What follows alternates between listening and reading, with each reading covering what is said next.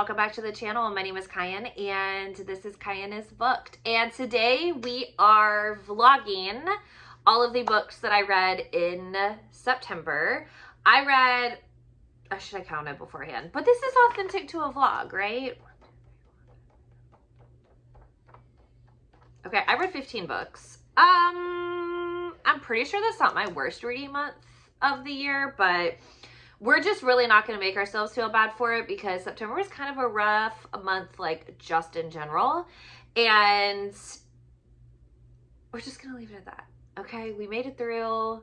October's a new month. I am on a hardcore Catherine Cowles binge right now, so I'll be very interested to see how next month goes, like when I sit down to do the wrap up.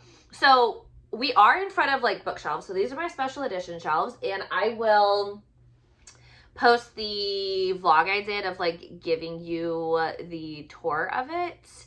I actually uploaded it a couple days ago for Vlogtober, so I'll link it onto this video for you. But I kind of wanted this to be like more low-key, just, you know, kind of like chatting a little bit and make it more vlog style than like the wrap-ups I normally do. So I don't know if I'm actually going to achieve that, but let's find out. Okay, so we're going to do it like kind of in batches. I'm going to talk about the KG Russ books, the 3 that I read, and why I won't be continuing on with that entire like chaos universe. And then we're going to talk, I read 2 Elsie Kova books, and then I dove into a few series, and then obviously our book club picks. So starting off strong with Dirty Little Sins, Deadly Little Promise, and Perfect Little Revenge. So these are in the Kings of Bolton series by KG Russ. I think it's one of the 2. They vary between like 3 and 4 stars, and I was very interested in the universe, so I read, and last month I discussed it, I read like the first couple of books in this like big massive like chaos world, and then like this was like the next group that I was supposed to read, and it's like a college bully romance series where like essentially she's betrothed to his enemy, but like he's super abusive and like treats her like horribly. So she's like, the enemy of my enemy is my friend type deal. And she's like, hey, I'll do whatever I have to whenever I have to, like just as long as like you save me from him, right? So they strike a deal, and she belongs to the Kings of Bolton. My biggest beef with this entire series, and my biggest beef like overall with this, and I finally went and read some reviews because like I just stopped reading one of the books halfway through, is that there's too much repetition. So, and I think that this comes from the fact that like the author still wants to be able to market these series as, oh, you can read these without reading the rest of the universe. So she still puts in a lot of information that if you've read the whole universe, like you already know about. So I'm reading like the same scene from like 6 different perspectives because I've seen it in like 6 different books at this point, right? And it just got really repetitive, but not in a way that I was enjoying. And then it also, I mean, push comes to shove, like I just didn't love the series. Okay, like let's just call it what it is. I wasn't loving it because of the repetition, because I didn't feel like I was going to get answers. And then like the books just kept getting bigger and bigger. And the problems just felt very like surface level, or we kept going back to the same issues or the things that like as a group we all agreed upon like before everything like went down and stuff. So like for example, one of the guys is in the mafia, and like they were like, yeah, we're all in, blah blah blah, but then all of a sudden in the new series like it's a problem that they're part of the mafia. I was like, I was there when y'all agreed to it. So and maybe I need to take a little bit of a break, and like maybe I'll come back and like see if like my feelings change, because I don't ever want to say like never say never. I just right now don't feel like it's something that I want to commit my reading time to. So that's that. Next up, I read Air Awakens and Fire Falling from Elsie Kova, and I gave 4 stars to both of them. I was really enjoying it. Very much like a YA fantasy romance. They're fated to be together, but they have to go through trials and tribulations first, and she's who they've been waiting for type deal. But when I started reading it, because I still do read YA romantasy, or young adult fantasy romance novels, but I just wasn't in the mood for it. Like I wanted something more. Like I wanted to know that there was going to be a payoff as more than just like we're going to make out behind like this tree or something like that. And that's a really bad example because I don't think they actually made out behind trees. But like you kind of get the point. Like I wanted something more, and it wasn't like I lost the mood for it really quickly. It wasn't that it was a bad story. It wasn't that I wasn't enjoying the characters or like the storyline or anything like that. Like honestly, if you're in the mood for a YA fantasy, I definitely recommend it.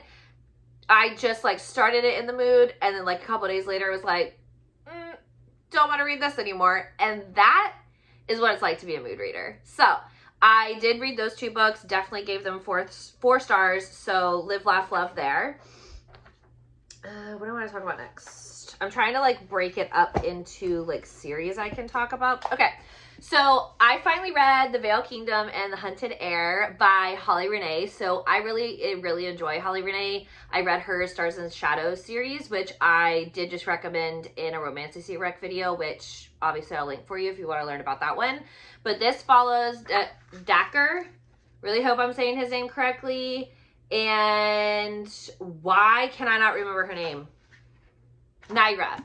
So she's the princess, like the lost princess, essentially, right? But she's not lost because she ran away from her father, who is the current king, right? So there's a lot of backstory that we obviously learn about her, but she is an heir to the throne, but she was born without magic.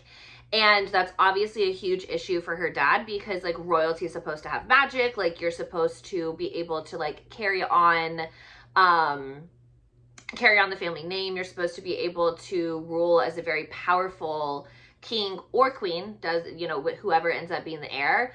But the problem here is that like she has no magic, and he's tried to beat it out of her. He's tried to starve it out of her. He's tried all these different ways to make her magic like come out, and it has gone very poorly for her. And she finally was just like, you know what, like you somehow killed my mother, all that happens, I can't live life like this anymore. I don't want to live life like this anymore. I'd rather live out on the streets with the people who have nothing to their name. So she runs away, right? And she runs into the hands of the rebellion who is actively like fighting against her father's kingdom, right?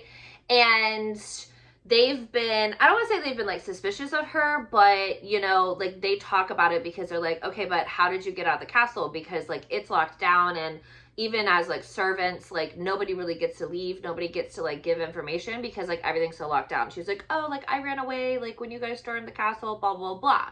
So she's the lost princess hiding within the rebellion in the secret city that her father's been searching for years upon years upon years, with all of the answers to the rebellion, fighting for the son of the leader of the rebellion, massive enemies to lovers, massive like everything that you really love in like a romantasy. And it's not a very complicated world to fall in love with. It's not a very complicated world to understand. So like if you're new to romantasy or you want something that kind of like eases you into like the world building, I think this is really good, because while I enjoy the world, it's not complicated enough that you're like, I have no idea what's going on.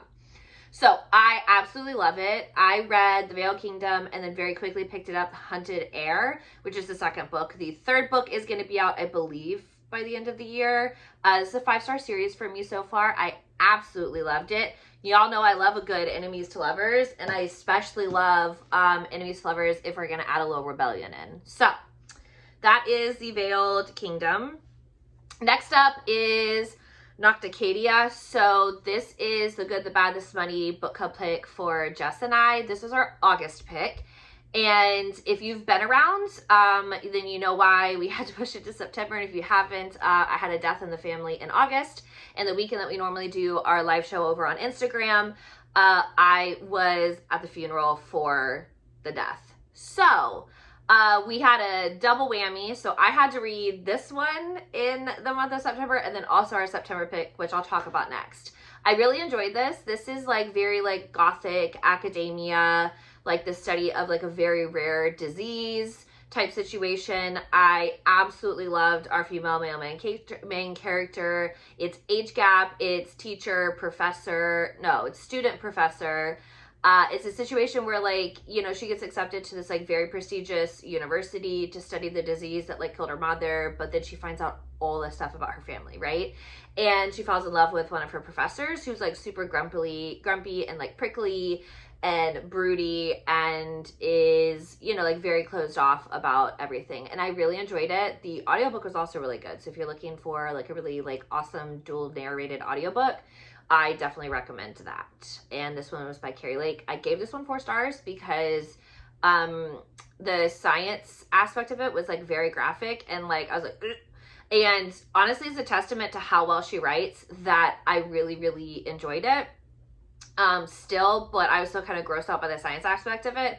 But also, I see this really, and Jess and I agreed when we discussed this, this is very much marketed as, like, a secret society book, but I wouldn't agree with that as a reader, having, like, read the entire book now. I'm like, this is not very secret society.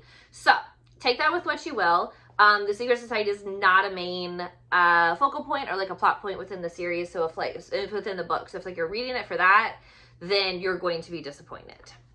Next up, we finally jumped on the bandwagon, and by we I mean Jess and I, because for September we read When the Moon Hatched by Sarah A. Parker. 5 stars. I was obsessed with this book.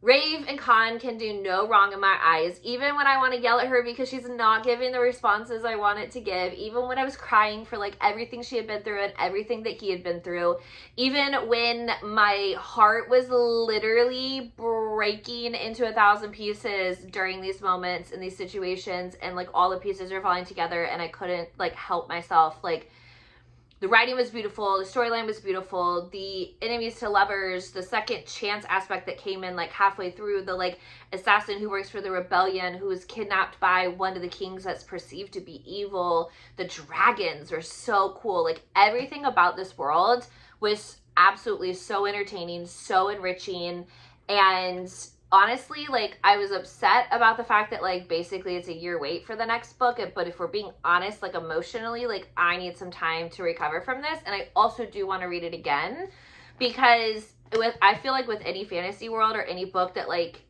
is within a fantasy series, like, you get so much on the first run, but also, too, like, you reread it a second time, you're like, oh my gosh, I missed so much because you were so entranced with the world.